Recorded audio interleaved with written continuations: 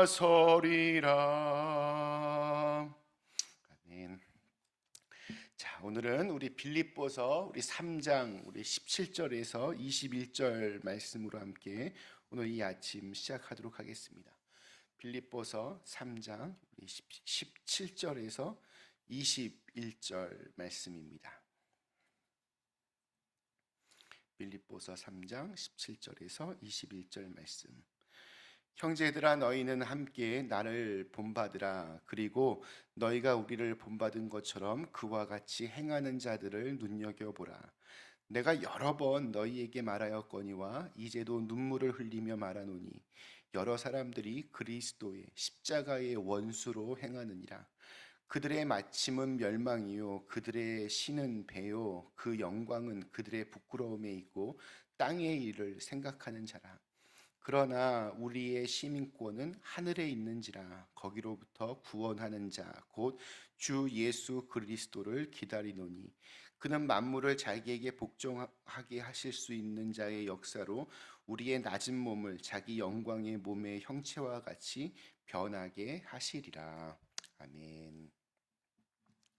네, 오늘 바울은 17절에서 형제들아 너희는 함께 나를 본받으라 라고 하는 좀 어떻게 보면 도발적이고 당당한 고백으로 오늘 말씀을 시작합니다. 예수님을 만난 후에 바울의 인생은 정말 완전히 바뀌었습니다. 그런데 이것이 세상적인 눈으로 보면 더 좋아진 것이 아니라 어떻게 보면 굉장히 추락한 인생이 되었습니다. 사회적으로, 경제적으로, 정치적으로 바울의 어떤 위상은 이스라엘에 이렇게 떠오르는 라이징 스타에서 이제 정말 하다 못해서 로마의 감옥까지 갇히는 신세로 그렇게 전락했습니다. 그런데 바울의 고백들을 보면 조금의 후회나 아쉬움이 없습니다. 오히려 확신과 자신감에 차 있는 목소리로 더 크게 외칩니다. 형제들아, 너희는 함께 나를 본받으라. 바울이 교만해서가 아닙니다. 이런 말을 할 수 있는 근원은 이게 자기 자신에게서 나오는 것이 아니기 때문입니다.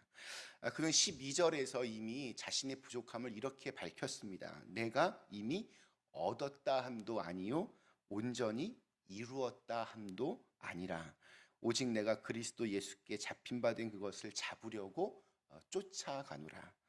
그러니까 자신의 부족함을 이미 먼저 그는 고백했습니다. 자기는 아직도 다 이루지 못한 사람, 성취하지 못한 사람, 성숙하지 못한 사람이라고 그렇게 말합니다. 그러나 자기가 비록 이렇게 미완성의 미성숙의 사람임에도 불구하고 나는 예수 그리스도께 붙잡힌 바 된 사람이고 또 예수님께서 원하시는 그것을 잡으려고 쫓아가고 있는 그 길 위에 있는 사람이라고 자기를 소개합니다. 여기서 이 쫓아간다라고 하는 말은 이렇게 뭐 설렁설렁 대충 이렇게 따라가는 게 아닙니다. 이 쫓아간다라고 하는 헬라어의 의미가 개가 사냥감을 쫓아가듯이 선수가 운동장에서 이렇게 전력을 다해서 경주하듯이 그렇게 쫓아가는 모습을 말합니다. 예수 그리스도께서 그에게 삶의 모범이 되셨고 바울은 예수님께서 사셨던 그 모습대로 그걸 쫓아가기 위해서 그렇게 애쓰며 살아가고 있습니다. 어렸을 때 우리 그 뭐 운동장 학교 운동장에서 뭐 이렇게 운동 경기나 경기 놀이를 하기 위해서 이렇게 주전자에 물을 담아서 이렇게 선을 긋습니다. 근데 어떻게 해야 똑바로 그을 수 있습니까? 손에 작대기를 이렇게 들고 아니면 주전자를 들고 이렇게 저 먼 곳에 있는 한 지점을 정해서 그곳을 바라보며 이렇게 선을 그으면 그 선이 이렇게 똑바로 그어집니다. 근데 만약 내가 좀 이렇게 잘 똑바로 그어야지라는 마음으로 그냥 바로 눈앞에 있는 땅만을 바라보면서 그 앞만 보면서 이렇게 선을 긋기 시작하면 이게 나중에 다 된 다음에 보면 선이 굉장히 휘어져 있는 것을 보게 됩니다. 우리 기독교 3대 고전이라고 불리는 책들이 있습니다. 어거스틴의 고백론이 있고 또 존 버넌의 철로역정이 있습니다. 그리고 마지막으로 토마스 아켄퍼스의 그리스도를 본받아라는 책이 있습니다. 이 세 책을 우리 기독교의 3대 고전 책이라고 그렇게 부릅니다. 근데 이 그리스도를 본받아라고 하는 책의 영문 제목이 The Imitation of Christ입니다. 그러니까 우리 말로 그냥 직역을 하면 뭐 그리스도의 흉내내기, 뭐 그리스도의 모방, 뭐 이렇게 우리가 말할 수 있습니다. 그러니까 우리 신앙생활이라고 하는 것은 예수님을 흉내내는 것부터 시작한다, 이렇게 말할 수 있습니다. 여러분, 예수님 자꾸 흉내내다 보면 조금이라도 그렇게 예수님을 닮아갈 수 있습니다. 예수님께서 걸어가셨던 그 길을 나도 이렇게 흉내내면서 이렇게 따라가는 것이 우리 신앙의 출발입니다. 그러다 마침내 그리스도의 장성한 분량에 어느 정도 이르게 되면 바울처럼 나를 본받으라 자신 있게 말할 수 있습니다. 이 말은 그만큼 내가 믿음이 좋다라는 말이 아니라 그만큼 내 안에 계신 예수님이 얼마나 위대하신 분이고 얼마나 좋으신 분인지를 더 자신 있게 말할 수 있기 때문입니다. 예수님 잘 흉내내면서 여러분 그렇게 살아가시다 보면 반드시 조금이라도 예수님과 가까워진 자신의 모습을 발견할 수 있을 겁니다. 예수님을 믿고 따르고 닮아가는 것이 인생에서 가장 고귀하고 중요하다, 바울은 확신했습니다. 그래서 그렇게 살지 못하는 사람들을 보면서 눈물을 흘릴 만큼 굉장히 가슴 아파해 합니다. 우리 18절 말씀, 내가 여러 번 너희에게 말하였거니와 이제도 눈물을 흘리며 말하노니 여러 사람들이 그리스도의 십자가의 원수로 행하느니라. 이 십자가의 원수라고 이렇게 표현된 이러한 사람들을 바울은 19절에서는 이렇게 그들이 누구인지를 구체적으로 표현합니다.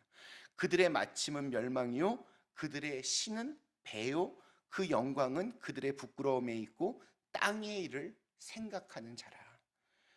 바울의 이 경고를 우리가 좀 심각하게 진지하게 받아들일 필요가 있습니다.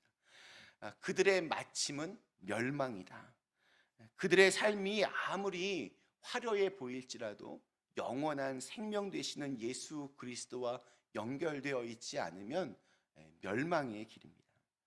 아무리 내가 화려하고 남들이 부러워하는 자리에 있고 내가 정말 떵떵거리며 살 수 있을 만큼의 모든 것을 갖추고 있다 해도 예수 그리스도에게 연결되어 있지 않으면 이것은 이렇게 꺾여서 화병에 이렇게 담겨진 꽃과 같습니다. 당장은 살아있는 것처럼 보이고 굉장히 아름답게 보이고 화려하게 보이지만 불과 뭐 일주일, 2주일만 지나면 그 꽃들은 다 쓰레기통으로 가게 됩니다. 십자가의 원수로 살아가는 사람들은 자기의 배를 하나님으로 삼는 사람이라고 합니다. 우리 현대어 성경으로 19절을 제가 다시 한번 읽어보면 이렇습니다. 그들의 마지막은 멸망입니다. 그들은 육체의 욕망을 자기들의 신으로 삼고 수치를 영광으로 알며 세상적인 일만 생각합니다. 참 무서운 말이기도 하고 또 이 말은 믿지 않는 사람들에게도 참 와닿는 말씀이지만 예수를 믿는 우리들에게도 많이 적용될 수 있는 말씀입니다. 그러니까 예수님을 믿는다고 말하는데 그 목적이 잘못되었으면, 그 목표가 틀렸으면 우리에게 벌어질 비극이 될 수도 있다라는 생각입니다. 우리 예수님도 입으로 주여 주여 하는 자마다 천국에 들어가지 않는다라고 분명하게 말씀하셨습니다. 우리가 무엇을 위해서 예수를 믿습니까? 결국 자기의 배를 채우기 위해서, 자기의 영광을 구하기 위해서, 이 땅에 있는 것들을 더 많이 얻고 누리기 위해서 그러한 마음으로 예수를 믿는다면 굉장히 잘못 믿는 것입니다. 우리가 예수님을 나의 구세주, 구원자라고 그렇게 섬기는 이유는 그분이 이 땅에서의 배부름을 보장해 주시고 풍요케 해 주시는 분이 아니기 때문입니다. 그분에게 기도하기만 하면 뭐 금 나와라 뚝, 은 나와라 뚝, 우리가 원하는 것을 주시는 분이기 때문이 아닙니다. 썩어질 육체를 위해서 살다가 멸망당할 우리의 운명을 천국의 영생에 참여할 구원의 운명으로 바꾸어 주신 분이 바로 예수님이기 때문에 우리는 그분을 구세주, 구원자라고 부릅니다.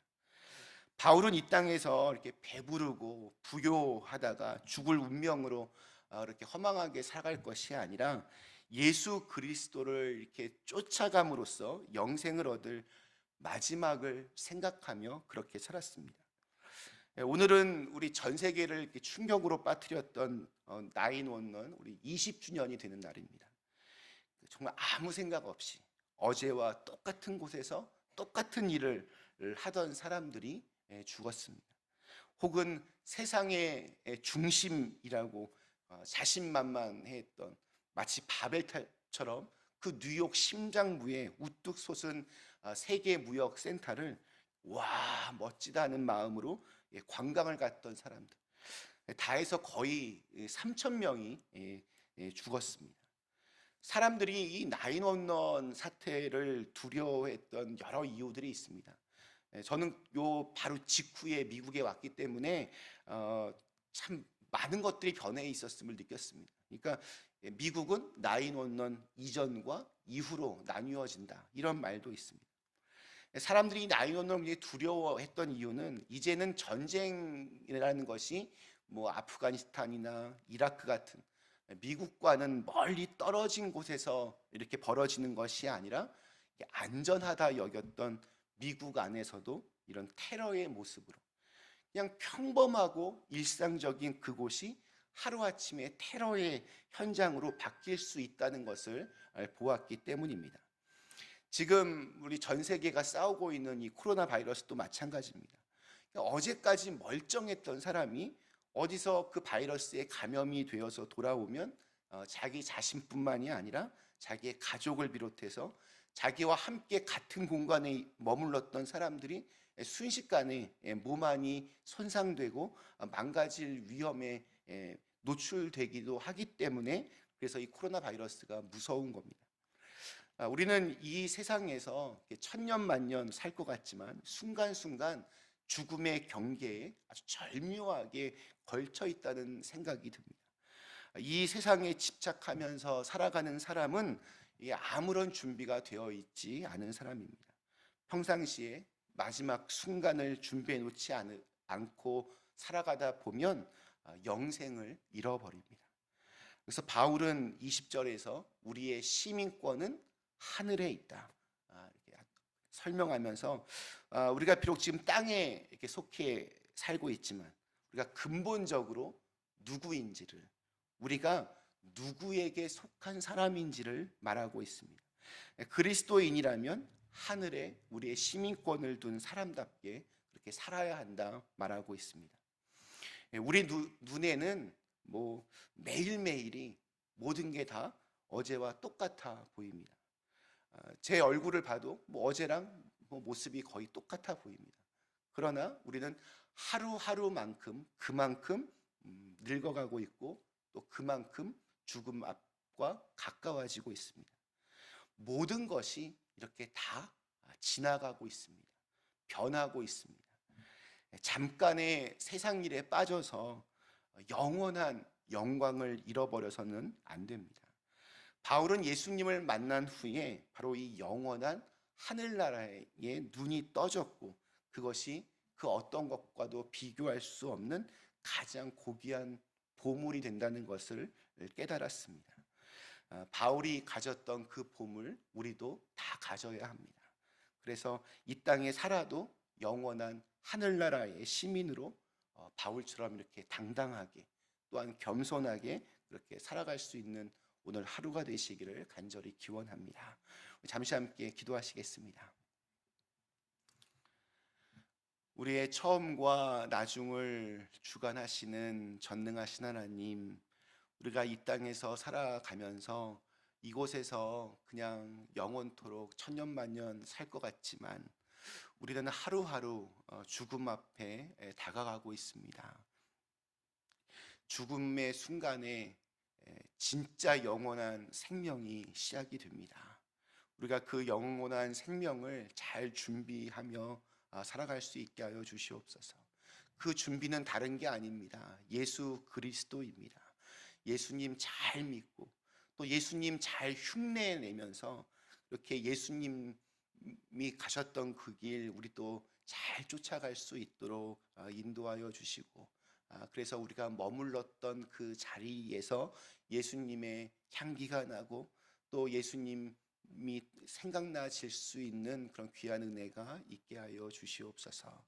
예수님의 이름으로 간절히 기도드리옵나이다.